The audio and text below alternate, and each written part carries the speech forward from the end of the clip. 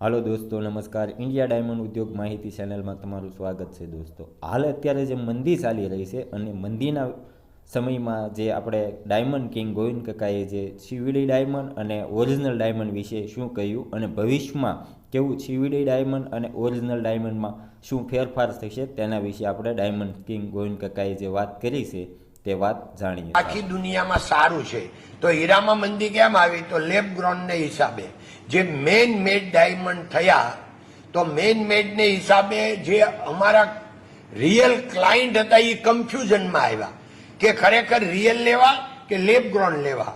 એટલે અત્યારે હવે આ 3 વર્ષ 2 વર્ષ થયા લેબ ગ્રોનને, હવે લોકોને દૂધનું દૂધ અને પાણીનું પાણી ખબર પડી. એટલે હવે રિયલ ડાયમંડમાં થોડું માર્કેટ વળતા દિવસો છે. હવે ભગવાનને પ્રાર્થના કે હવે જલ્દીમાં જલ્દી રિયલ ડાયમંડનું માર્કેટ પાછું હતું એવું ને એવું થઈ જાય. અને લેબ ગ્રોનની સ્થિતિ શું હશે? તો લેબ ગ્રોન બહુ વધવાનું છે. કારણ શું છે કે એ જ્યારે રિયલ ડાયમંડ હતા એ તો આખી દુનિયાની 1% 1/2% લોકો વાપરતા હતા. આ લેબ ગ્રોન ડાયમંડ 10, 20, 25% લોકો વાપરશે. બહુ મોટું એનું માર્કેટ છે. અરે કાંઈ દાગીનામાં જ વપરાય એવું નથી.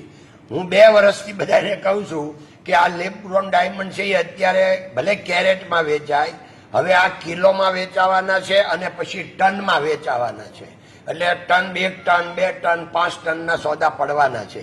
અને એકલા જ્વેલરીમાં નહીં એનો ઉપયોગ થાય, અત્ર તત્ર સર્વત્ર.